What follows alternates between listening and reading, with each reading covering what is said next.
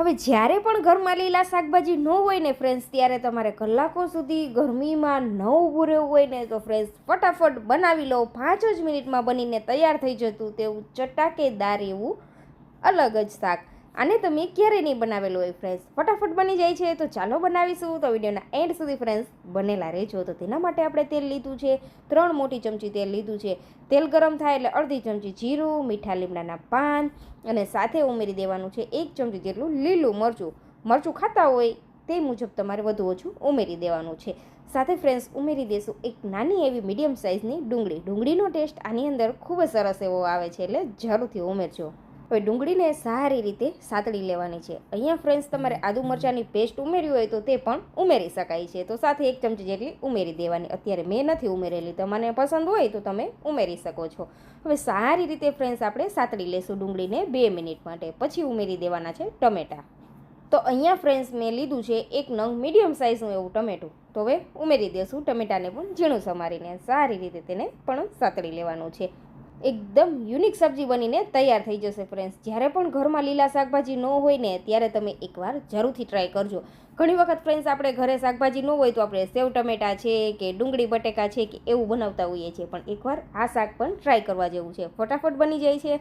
અને આ કાળઝાળ ગરમીમાં તમારે ફ્રેન્ડ્સ કલાકો સુધી કિચનમાં ન ઊભું રહેવું હોય તો ત્યારે આ સબ્જી એકવાર જરૂરથી ટ્રાય કરજો. હવે ઢાંકીને આપણે થોડી વાર માટે થવા દઈશું, જેથી ટમેટા ઝડપથી સોફ્ટ થઈ જાય. તો હવે સ્વાદ અનુસાર નમક ઉમેરી દેવાનું છે અને સારી રીતે મસાલામાં નમકને આપણે મિક્સ કરી દઈશું. સાવ સરળ સિમ્પલ ટ્રીક જ છે ફ્રેન્ડ્સ આ સબ્જી બનાવવા માટે, કાંઈ જ મોટી તામઝામ છે જ નહીં.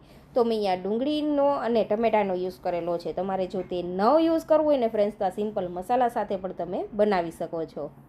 તો અહીંયા મસાલામાં અડધી ચમચી હળદર પાવડર, અડધી ચમચી ધાણા જીરું પાવડર અને 1 મોટી ચમચી લાલ મરચું પાવડર લીધું છે. તીખાશ તમે તમારા પસંદ અનુસાર વધુ ઓછી ઉમેરી શકો છો.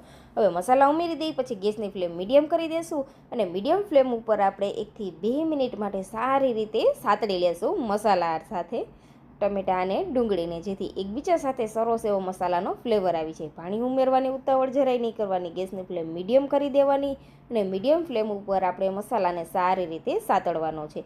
મસાલો સતળાઈ જાય પછી પાણી ઉમેરવાનું છે. તો શાકમાં તમારે જેટલી ગ્રેવી જોતી હોય ને તે મુજબ આપણે પાણી ઉમેરી દેવાનું છે. તો મેં અહીંયા અડધા ગ્લાસ જેટલું પાણી લીધું છે અને સારી રીતે આપણે ગ્રેવીમાં એક બોઇલ આવવા દેવાનો છે. આ રીતે તમે અહીંયા ફ્રેન્ડ્સ જોઈ શકો છો. ફટાફટ એવો બોઇલ આવી જાય છે, જાજો સમય પણ નથી લાગતો. તો હવે ફ્રેન્ડ્સ આપણે તેની અંદર ઉમેરી દેવાની છે સરસ એવી ચટાકેદાર રતલામી સેવ. આ સેવમાં ખૂબ જ સરસ એવા ફ્લેવર હોય છે, તીખાશ ને એવા બધા ફ્લેવર આપેલા હોય છે. એટલે ફ્રેન્ડ્સ આ ચટાકેદાર એવી સેવ ઉમેરી દેશું. તો રતલામી સેવનું શાક ફ્રેન્ડ્સ એકવાર જરૂરથી ટ્રાય કરજો.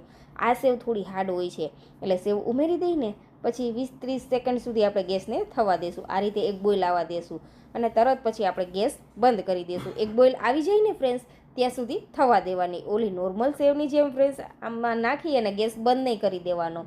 આ સેવને થોડી વાર માટે થવા દેવાની, જેથી સેવ છે તે સરસ સોફ્ટ થઈ જાય.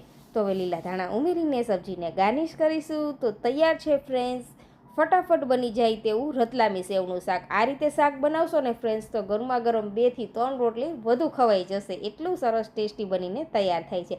આને તમે પરોઠા, રોટલી, રોટલા કે ભાખરી સાથે સર્વ કરી શકો છો. ખૂબ જ સરસ એવું ટેસ્ટી લાગે છે અને ઠંડુ થયા પછી પણ ફ્રેન્ડ્સ સરસ એવું સ્વાદિષ્ટ લાગે છે. તો તમે જોઈ શકો છો રતલામી સેવનું શાક બનીને તૈયાર છે ફ્રેન્ડ્સ. તો તમે પણ એકવાર જરૂરથી ટ્રાય કરજો. રેસીપી પસંદ આવી ફ્રેન્ડ્સ તો ચેનલને સબસ્ક્રાઈબ કરજો.